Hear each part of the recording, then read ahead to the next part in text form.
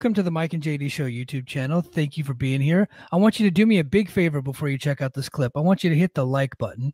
I want you to throw in a comment and make sure you're a subscriber to this channel. And then I want you to share this video with your friends. Help us defeat the algorithm. And then if you like this content and you appreciate this content, please head over to patreon.com/the Mike and JD Show and support the show. That is how we actually get funded to be able to do this. So we thank you very much for being here. And now enjoy the clip. This podcast is a member of the Voices of Wrestling Podcasting Network. Visit voicesofwrestling.com to hear the rest of our great podcasts, as well as show reviews, columns, opinions, and updates across the world of wrestling.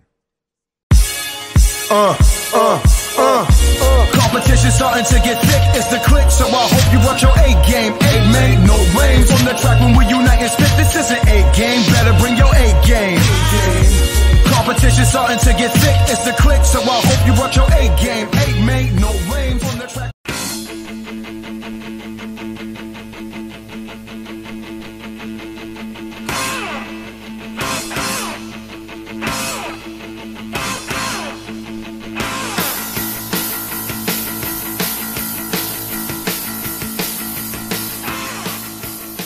But all right, guys, we're gonna get to Hogan and Sting, 1997. And so, I want to start off. So I was like a big Surfer Sting guy back in the day. Like that was my dude. And so Hogan comes in 1994, right? And he basically replaces Sting as the top babyface. Like I know, like at the moment, like Ric Flair was the top babyface, but Ric Flair was always going to go back heel, and Sting was never going to go heel. So he comes in 94. He replaces Sting as the top babyface, and then Macho Man Randy Savage gets signed, and so now Sting's like number 3.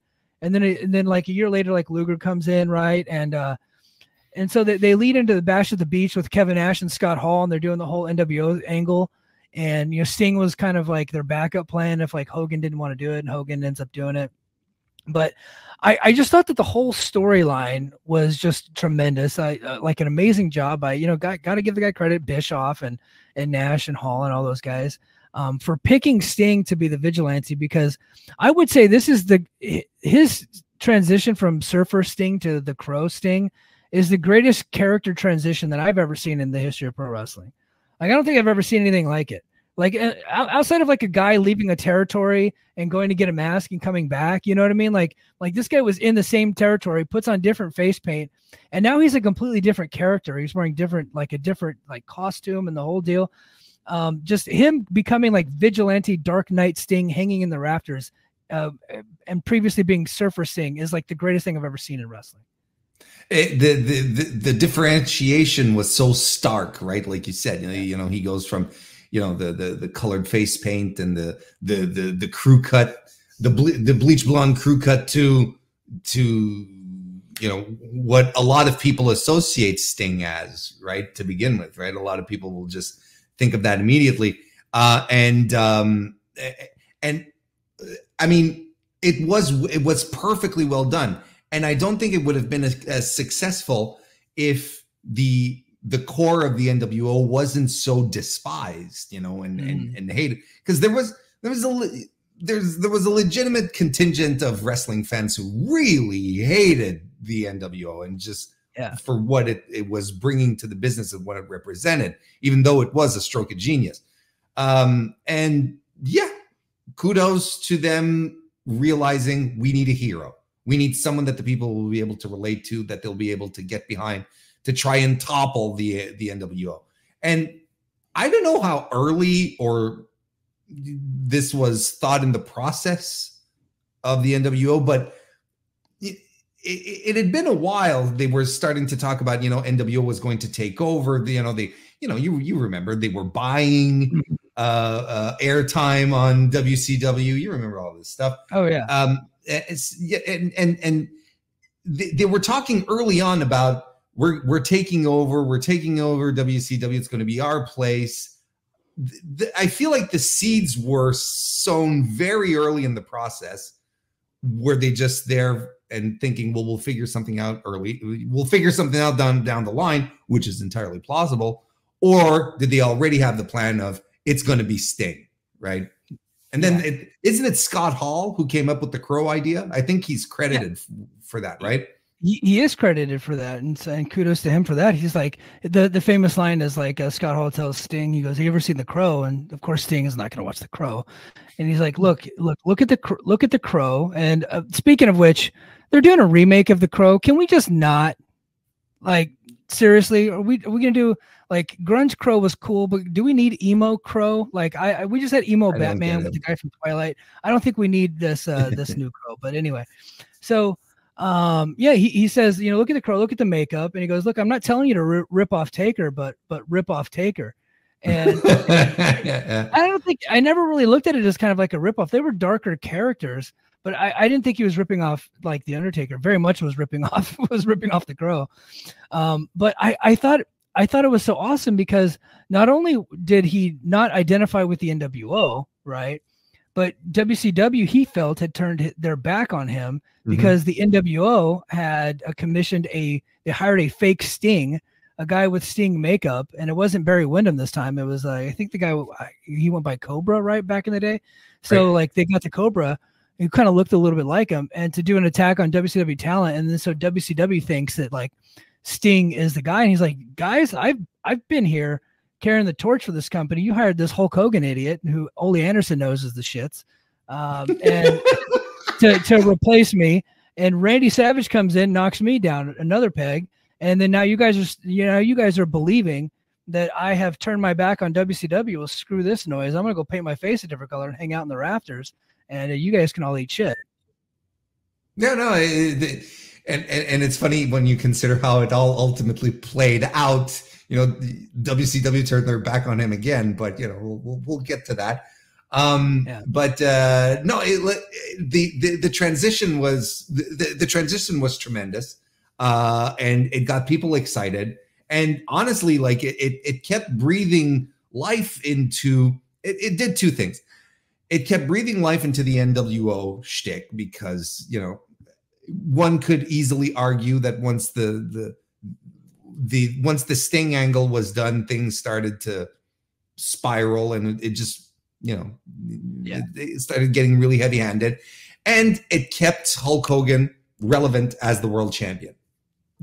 So Hogan was pretty happy about that for sure, right? Because of course everyone wanted to see Sting beat Hogan. You didn't want another WCW world champion. You didn't want Roddy Piper. You didn't want Kevin Nash. You didn't want anyone else. You wanted Hogan to hang on to that belt until Sting was ready to come and kick his face in.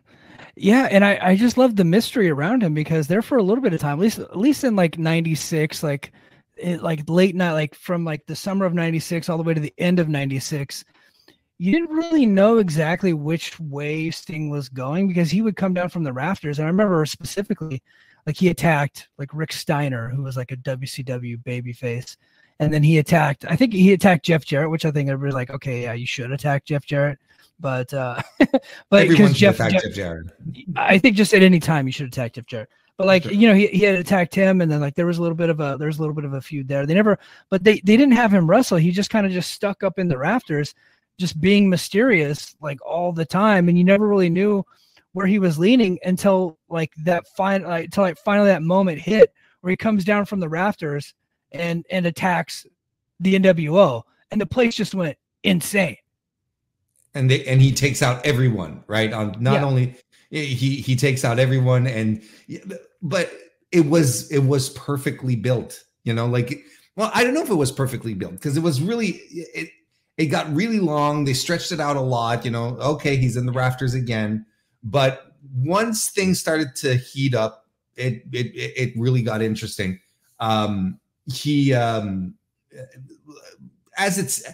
it stands, I think inevitably it was, you're right, there was the aura of mystery, but I think inevitably you kind of saw where this was going nonetheless. He was going to be the protagonist. Hulk Hogan was going to be the antagonist here. We were heading towards this showdown inevitably, which didn't diminish, but that's the beauty of it, is that it didn't diminish the moment where he came down and just cleaned house, because the place exploded. Look, everyone loved Sting at that period. Like it was just insane. Everyone was wearing makeup. Little kids had Sting masks. Like it was just everyone, even people sending their Nitro party videos. Did you ever do that? Oh, hell no. Okay. It's like I probably, because I did have some of those, and I probably would have, but I was like super poor, and like there was usually only like one family in the neighborhood back then that had like a video camera in like the mid 90s. So like we just couldn't do that. But yeah, so he was like super popular with this new gimmick, but he never wrestled. And I think that's that was part of the brilliance. Like I want to say from like July 96 to December 1997, he didn't have one single match. And he got the longer he didn't wrestle, the more over he got. And the less he didn't talk the entire time, which was another say a word on top of it. Yeah. Yeah. And like, even like he didn't say a word, even whenever he came down, like a JJ Dillon. Right. And this was like, now we're like fast forwarding. We'll just ping pong around. We'll just talk about it. So I did have like a timeline set to go, but I'm just too excited. Sorry. But like, so like even in like 1997, right? Like before they get to they start their build for Starrcade, JJ Dillon is in the ring with Mean Gene Okerlund, and he's like, we need an answer, Sting. Like, what do you want? What is it that you want? You keep attacking our people. You're attacking NWO. Nobody knows what the hell you want. What exactly do you want? What do you want from me? What do you want from everybody? And then he doesn't come from the rafters. He actually just comes from the crowd, kind of like what John Moxley's doing now. And like people just see him, and the first moment they see him walking down the steps, the place just fucking erupts. Like you guys, like go back and Google this, guys. It's on YouTube. I was watching it earlier. There's like a playlist of the whole thing, and I was watching. I was like, God dang, they just explode. And he comes down, and I remember this like it was yesterday. He doesn't say a single word. He just grabs his bat, and like he grabs JJ, and he grabs his bat with the other hand. And then he points to a sign in the crowd that said Sting wants Hogan. And then JJ and Mean Gene look at it and they sell for it. Of course, like, oh my, whoa, what? He wants Hogan? Like they're like aghast that that's what he wants. Like, of course that's what he wants, you idiot. But like, he points and like the crowd starts going crazy, saying, Sting wants Hogan, Sting wants Hogan. And then like he's pointing, there's like other signs in the crowd, which if they planted those signs, like kudos to you guys. Great work. It got me. But like, the longer he didn't talk, he never said anything. He points to a sign and boom, you got a pay-per-view. It's just fantastic. I mean, again, it's all stuff you knew was going to happen, but the execution was really, really well done. And like you said, he didn't even have to say a word. He didn't have to add anything. He just pointed at the sign and that was that. And then everything sort of falls into place and you construct I'm sure even Mike back then had his great booking ideas that he wanted to send over to Eric Bischoff, right? Yeah. But I think we all had the same idea at that point, right? We all had the same outcome in mind. We all, we all saw the trajectory leading into Starrcade and eventually at Starrcade, biggest match in WCW history in years, but it wouldn't quite go that way either. Yeah. So they're building to the match, and I do want to talk about Starrcade. So when we before we get to the match, I just want to talk about a couple of my favorite moments just from like the road to getting there. I really loved it whenever Sting the NWO commissions like their own like fake Sting to come down from the rafters, and it was like a dummy and like falls from the rafter and like they beat it up and stuff, and then Sting's like hiding in the crowd.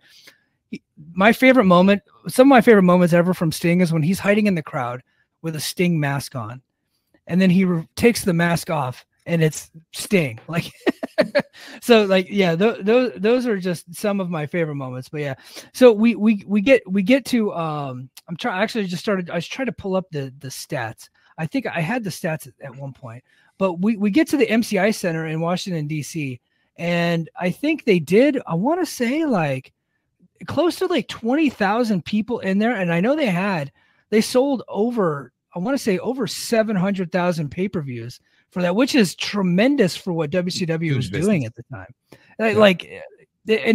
I'm pretty sure it was like, it ended up being like their biggest pay-per-view of all time, right? Yes, I do believe you are correct. And they did tremendous business.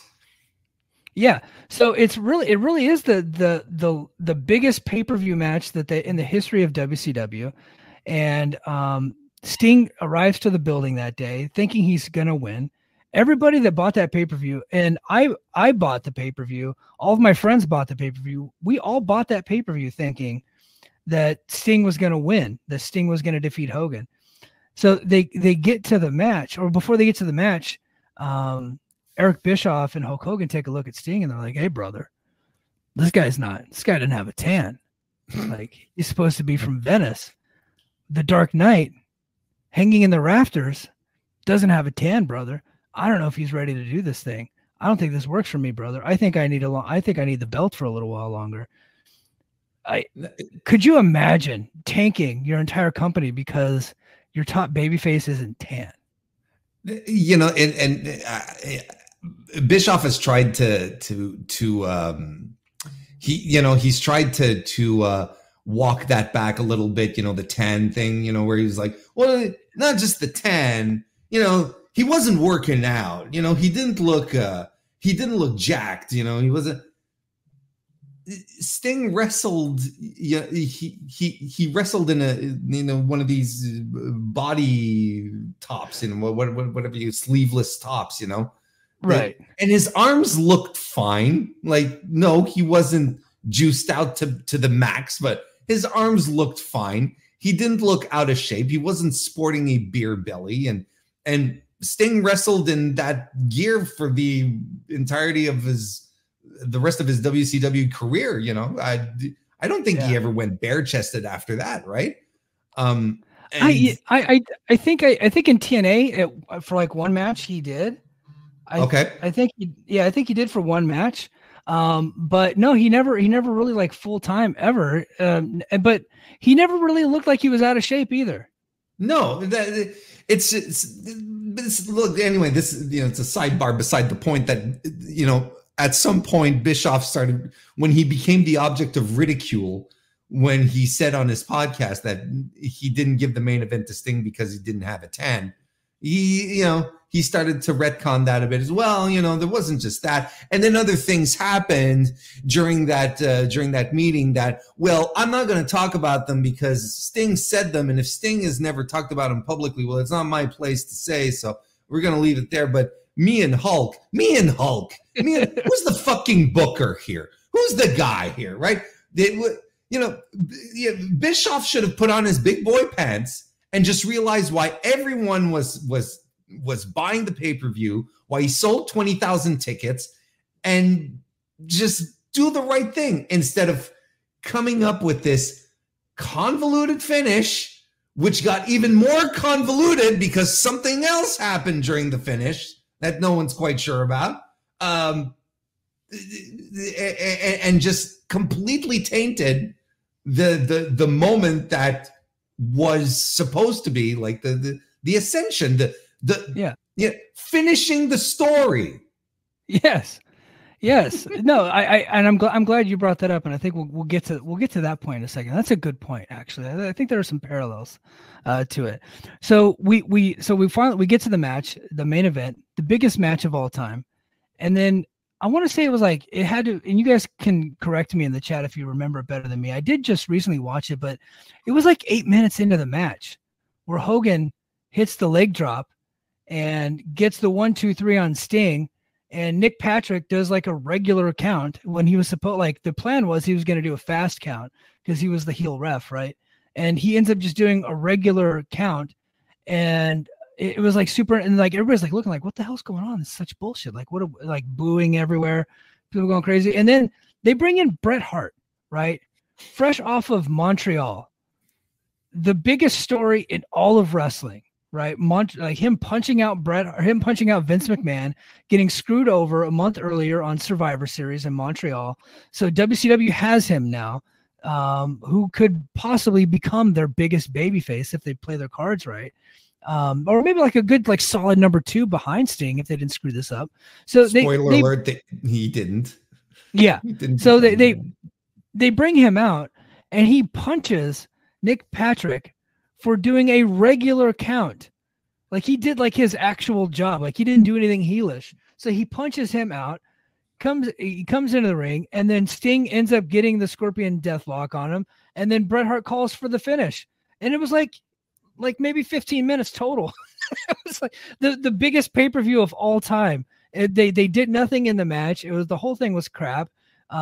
Sucked the air out of the building, and one of the most horrendous finishes to a pay-per-view that I have ever seen. Absolutely terrible.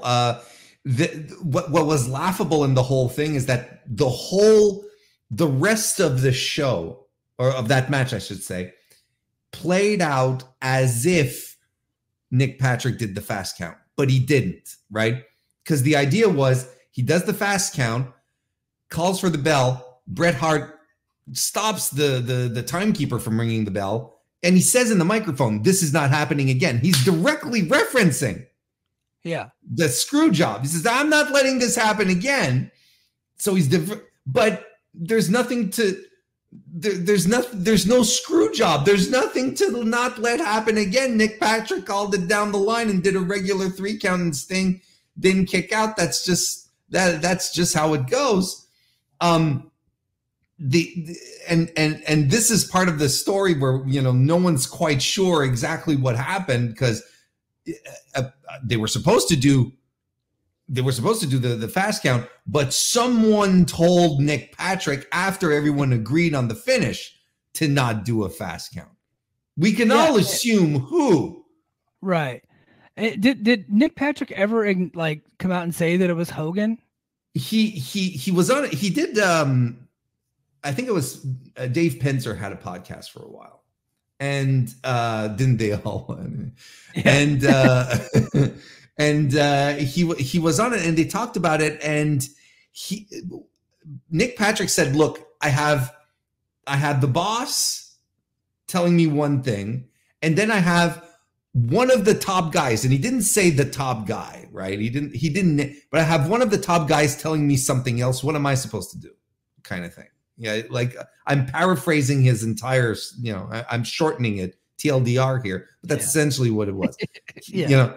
The boss is telling me one thing, but then one of the top guys is telling me something else. What am I supposed to do? Kind of thing.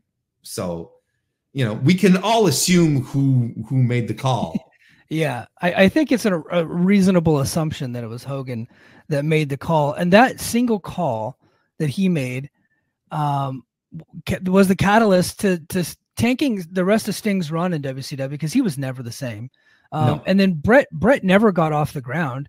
And then honestly, shortly after that, I think that was the beginning of the end for WCW. And I know a lot of people point to like Goldberg losing. A lot of people point to the finger poke of doom. In my opinion, this is when we all started like losing consumer confidence in WCW. Because like the booking just got I don't want to say they lucked into Goldberg, because I think they worked really hard on making Goldberg. And I think a lot of people put a lot of effort into making Goldberg, and he was awesome. Goldberg really, in 1998, his ascension really kind of slowed the decline down. But then once he cooled off, like it was completely over. And it was because the beginning of the end was Hogan and Sting in Starrcade 97. I agree. I completely agree. And, I think because I agree with you at the same time that from this point on, Sting was never quite the same.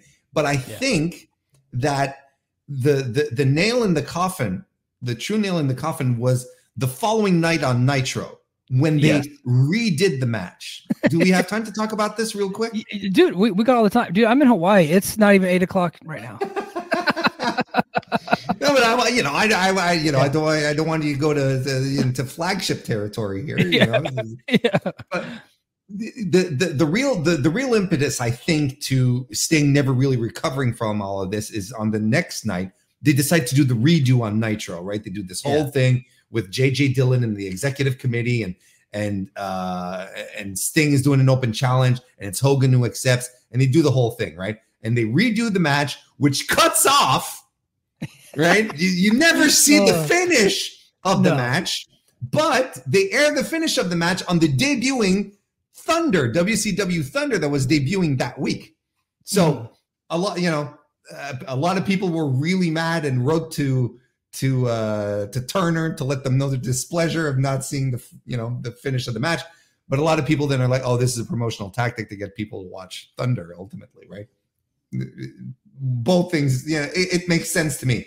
So when you tune in on Thunder to see how everything happened, now, if memory serves me right here, it is not Nick Patrick who is the official referee, but I don't remember who, but it was not Nick Patrick.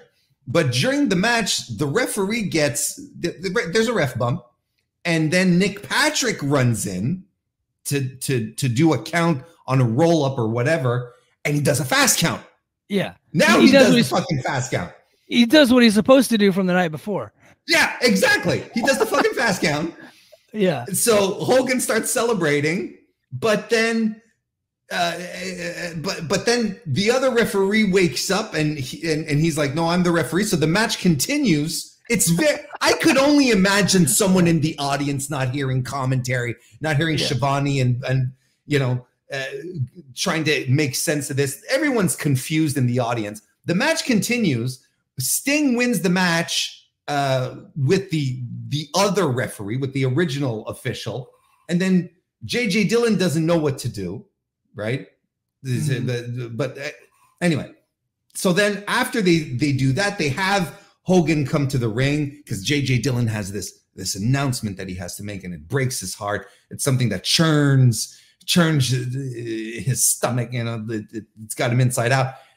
And he brings Hogan to the ring, who thinks he's going to get the title. He brings Sting out, and he says that, because of what happened with the double countouts and all the double decisions, I have to vacate the title. Yeah, and he asks Sting to give over the title, and Sting is pissed, of course, but yeah, like none.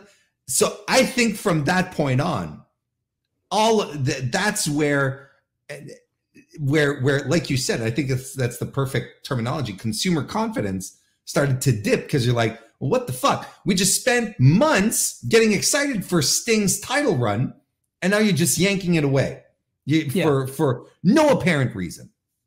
Well, and then so they get the sold out 98, and guys, this is not hyperbole. Sold Out 98 is one of the greatest pay-per-views the WCW ever put on. It's a very underrated show. Bret Hart versus Ric Flair, like Savage and Luger, Chris Benoit versus Raven, like just tons of awesome matches. So, but in the middle of that show, they bring out Roddy Piper and they bring out Sting and they bring out Hogan to like make the announcement, like, okay, the title's been vacated. Now what are we going to do about it? And then they make the match for the following month of February. It's Super Brawl 98. And so we get there. I was like, okay, we're finally going to get a conclusion to this Hogan and Sting feud. And they get to Super Brawl 98, and they're stinking the joint out. And it's a terrible Sting match. It's terrible. It's a terrible match. And Sting eventually wins, but because it's Hogan, he cannot win clean. Your ultimate babyface cannot vanquish the villain clean because Randy Savage has to be the star of the match and come in and hit. I think he hit Hogan with a spray can. Do I remember that right? It was like a spray can or something like that. I think so. Yeah. He attacked Hogan with a spray can, and then Sting eventually finally defeats Hogan and is now the world champion after, in the third match. Just what a complete shit show that whole company was. And honestly, all of this could have been prevented if they had just given Sting the title clean without any bullshit at Starrcade. And honestly, it probably would have saved Starrcade because Starrcade 97 is a bad wrestling show on top of it all. It's not a good show. Yeah. Yeah. And so Sting ends up winning the title at Super Brawl. And then he goes on to have a 2-month reign. And he loses the title at spring. Didn't he lose it at Spring Stampede? Did he lose it to God? You know what? Hold on. I got to look that up. When does Sting lose the title? If you guys are in the chat, you guys can see it. So Sting loses title 1998. Let's see. I think he loses it. Let's see. How did Sting manage to have the worst WCW title reign ever? So see. He won it. He won it in Super Brawl. God, you know, I'm on one of these articles where it takes you fucking forever to get to the conclusion. Let me see here. Let's see. I can't. I think I want to say he lost to Savage in like April. Sorry, guys. This is bad radio. I should have really been prepared for this. Hang on, I'm helping. Yeah. I'm helping. He did. Yeah, you are correct. It was at Spring Stampede, and he lost it to Savage. Okay, Spring Stampede, Macho Man ready. So he ends up holding the title for just 2 months, and then drops it right back to Savage. Savage, who helped him win the title, and was obviously a Hogan crony. Like, I think this whole thing was because like Hogan felt threatened by Sting, because Sting had become bigger than him. You know, from like 96 through 97, he was the bigger deal. And Hogan just couldn't take it, and so he had to tank Sting's career, and it took a long time for him to recover from that. It took a tremendous amount of time. I would even argue that he kind of needed TNA to refine some kind of footing and just find some love in doing pro wrestling again. You know, a lot of people like to make fun of Joker Sting, but he was having a blast doing Joker Sting. Like, hey, you could tell. If anybody wants to make fun of Joker Sting in front of me, we're fighting like on site. Because you know, the summer of 2011 is always going to be remembered as like the summer of punk. But there was something else happening in pro wrestling at the time that I thought was pretty damn good, and that was Joker Sting, and Joker going crazy on Eric Bischoff and then Hulk Hogan and his crew Immortal, all the way into Bound for Glory 2011, where he ends up having Hulk Hogan's last wrestling match. And like the last time Hulk Hogan, like, you know, bled in a match and got a big pop, like the match itself was the shits, but the after match with Hogan turning back babyface and like the two guys embracing was pretty fun to watch. So I thought Joker Sting ruled. Yeah. I thought he had a blast. He was having a blast doing it. But I mean, listen, you know, I mentioned it jokingly, you know, using the finishing the story terminology, but this is, you know, there's some interesting parallels that you can draw here, patterns that you could easily fall back into in, let's say, in modern day WWE right now, because you know, look, the parallels are there. I think they're there, and a huge mistake was made back in 1997 with the decisions that they made, not only at Starrcade, but in the days that followed as well. And it all started to fall apart. You know, I'm not saying here that if, you know, that because Cody Rhodes didn't win at WrestleMania last year, that WWE is destined to fall apart as well. That's definitely not what I'm saying. But you can only drag your fan base along so long before they ultimately do turn on you and they say, okay, well, this is nonsense. What are we doing? I mean, we already got a taste of it. They want us to believe that that Cody versus Roman was the plan all along and that The Rock was just going to be there.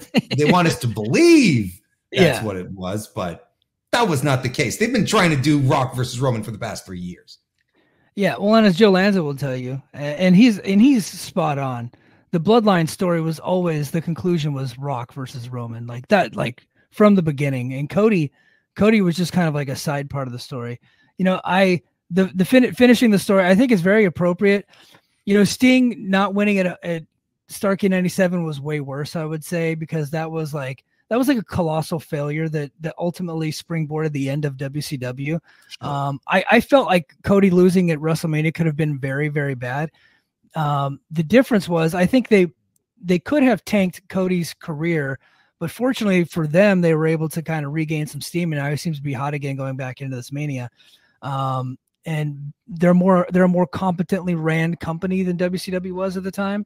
So like they're more of like a corporation versus WCW was like was being ran by it was a zoo. It was being ran by Bischoff. It was being worked by all the top stars. Everybody was like overpaid, and they stopped drawing because the booking was so incompetent. So, you know, there were a lot of things that contributed to the death of WCW. I just think that Sting losing to Hogan and Starrcade was kind of like that first. He's the Gavrilo Princip. You know what I mean? Like you brought up Franz Ferdinand. Like, you know, Gavrilo Princip, you know, killing Franz Ferdinand was like the catalyst that started, you know, the First World War. But, you know, there was a lot of things going on at the time that ultimately contributed to it, right? So I think this might be like that moment that we're talking about. And that's not the first time I've used that parallel. So I know people are going to be like, Mike, you keep talking about Gavrilo Princip. I know, I love that story. Sorry. But but very much like it was like one aspect of it, but it was probably the most significant aspect that there was.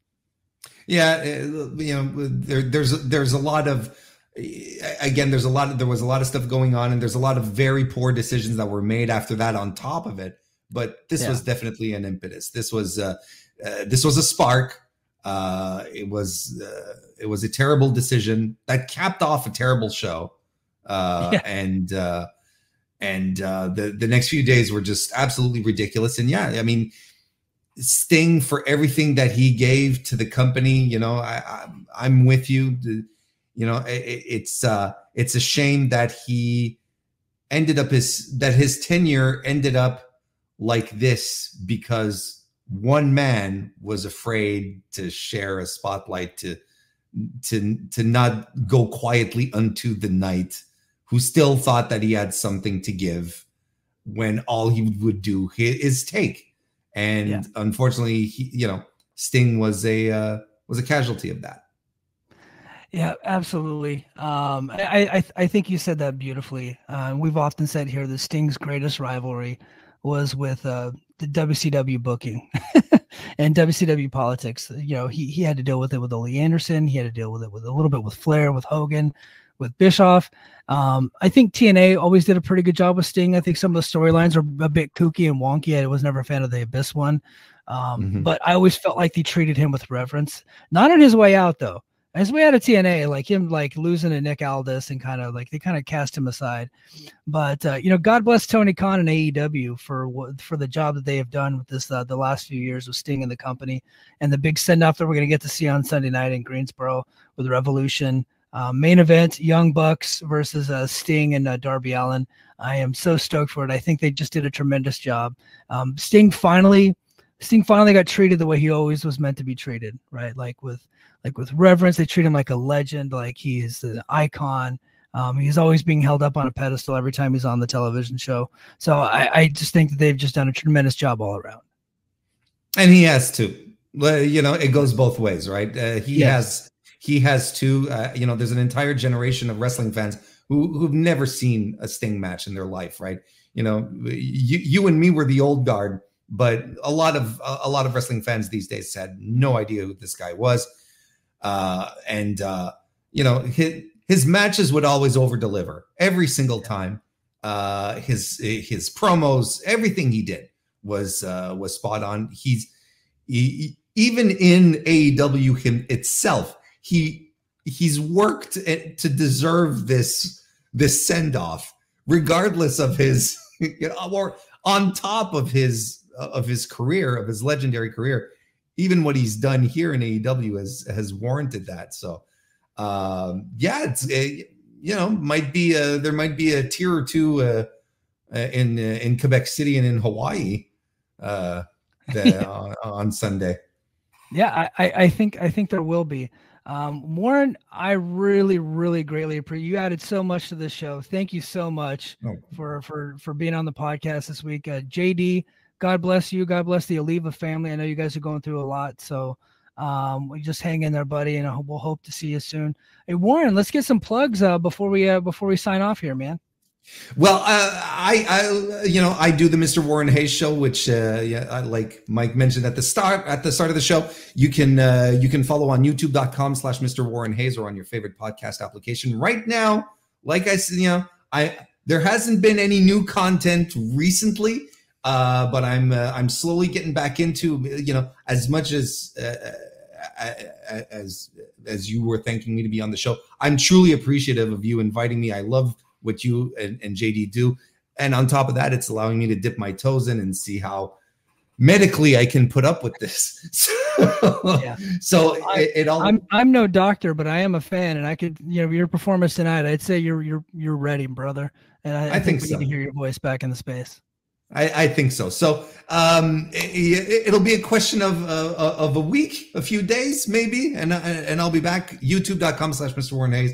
Subscribe there, or follow me on your favorite podcast application. I'm also on the Blue Sky at Mr. Warren Hayes, or you can also join the Discord, the Mr. Warren Hayes Show Discord. If you go to any of my socials and whatnot, the link is in the description for the Discord. Trust me, not anything else. Yeah, absolutely. Go, and you can interact with Warren there with all his great fans there on the Discord.